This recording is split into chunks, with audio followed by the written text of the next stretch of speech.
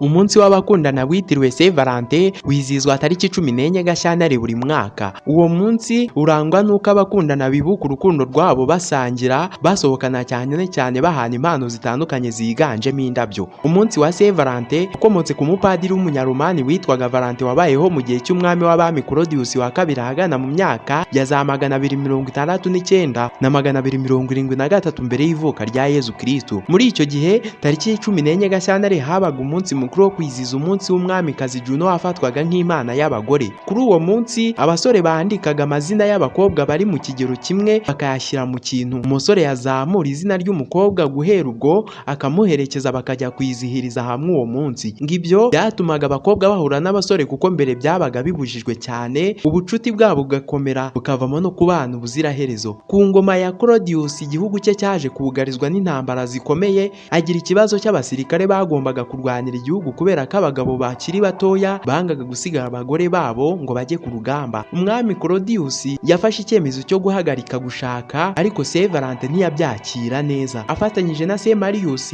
batangira gusezeranya abantu bashaka kubana mu ibanga rikomeye cyane. Amakuru yageze ku mwami Claudius ararakara, ategeka ko Padiri Valentin afatwa agafungwa. Padiri Valentin yarafunzwe akatirwa urwo gupfa, akubiswa amahira akanacibwa umutwe. Igihe yari ategereje iherezo rye, abantu bazanaga indabyo n'ubutumwa bwo kumukomeza bakazinyuza mu idirishya. Uyu munsi uvugwaho byinshi. Hari n'abavuga ko ubwo Valentin yari afunzwe, umukobwa w'umucungagereza yakomeje kumuba hafi amusura kugeza igihe cyo kumunyonga. Uwo mukobwa yari afite ubumuga bwo kutabona, ariko ibitangaza byaje kuba mu gihe yasengeraga Valentin ngo yahise yongera kureba. Ubwo haburaga umunsi umwe ngo Valentin anyongwe, bivuga ko yanditse ku rupapuro amagambo agira ati "Love from Valentine", ni ukuvuga urukundo rwa Valentin wawe, amushimira urukundo n'ubudahemuka yamugaragarije. Ubusanzwe umunsi wa Saint Valentin wizihizwa tariki 14 Gashyantare buri mwaka, ku isi hose ufatwa nk'umunsi w'abakundana. Uwo munsi ukaba uhurirana n'umunsi Kiliziya Gatolika izirikana ku buzima bwa Mutagatifu Valentine. Ariko kuri uwo munsi wa Saint Valentin hari ibintu byinshi bitandukanye bikunze kuvugwa, ariko siko byose ari byo kandi sinaka abantu bose babyumva kimwe. Gusa uwo munsi wo urahari. Aha rero turagaruka kuri bimwe mu byagiye biranga uwo munsi kuva igihe watangiriye kugeza ubu, bimwe mu bisobanuro by'ibiwukorwamo ndetse n'uko wizihizwa mu mpande zitandukanye z'isi. Kuri uwo munsi abasore n'inkumi bakundana cyangwa se amakupure bahana impano zitandukanye ziganjemo impapuro zanditseho imitoma n'indabo z'amaroza atukura, ubusanzwe avuga urukundo rugurumana. Mu ibarura ryakozwe kuri Saint Valentin hoherezwa amakarita agera kuri 1.5 miliyari, muri yo 83% akaba atangwa n'abagore bayaha abo bakunda. Saint Valentin rero ikabigwa mu ntege umunsi mukuru wa Noheli mu gutangwaho amakarita menshi. Nitwa Nizeyimana Private, bahaye ikaze.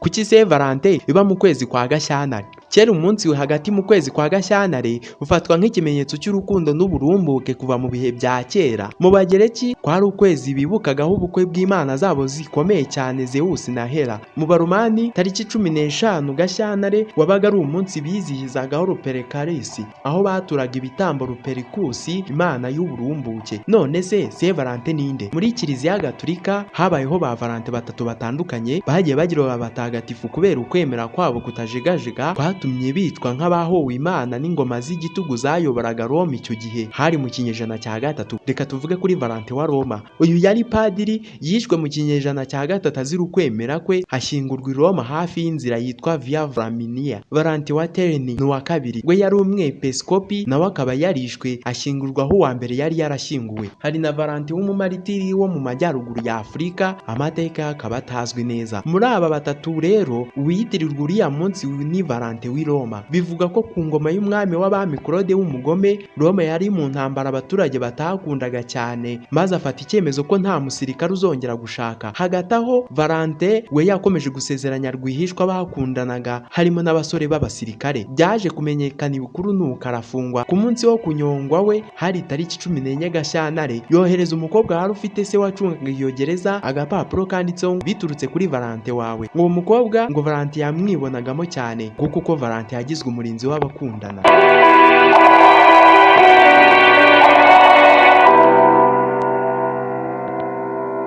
Uyu munsi wa Saint Valentin wizihizwa ahantu hatandukanye. Ubundi kera uyu munsi wafatwaga nk'uw'abasiribateri kurusha abakundana. Abasore n'abakobwa bakinaga umukino aho abakobwa bihishaga maze abasore bakabashaka. Iyo umusore yavumburaga umukobwa bagombaga gushyingiranwa mbere y'uko umwaka urangira. Ibaze nawe, byari bitangaje. Mu kinyejana cya 14 nibwo mu Bwongereza uwo munsi wafashwe nk'urukundo koko, ko bemeraga ko inyoni z'ingabo n'iz'ingore zihura kuri uwo munsi. Ku munsi wa Saint Valentin bamwe mu bakristo bajya gusura ibisigazwa bye ahantu hatandukanye mu Burayi. Mu Bushinwa na Taiwan kuva mu mwaka w'1980 uyu munsi wa Saint Valentin urizihizwa cyane. Mu Buyapani ntibiba bisanzwe. Kuri uwo munsi abagore n'abakobwa bategetswe kuzanira abagabo n'abasore bakorana za shokora zihenze cyane. Gusa mu Buyapani ku itariki 14 Werurwe abagabo nabo barishyura bagaha abashiki babo umwenda, urukweto cyangwa ikindi gifite ibara ry'umweru kandi gihenze inshuro nibura 3 kurenza ya shokora yaguriwe. Iyo tariki 14 Werurwe bayita White Day. Uretse mu gihugu cyo muri Brazil ho bagira umunsi w'abakundana wihariye uba tariki 12 Kamena ukaba witwa Dos Namorados. Muri Colombia ho uba kwa 6 wa 3 kwa 9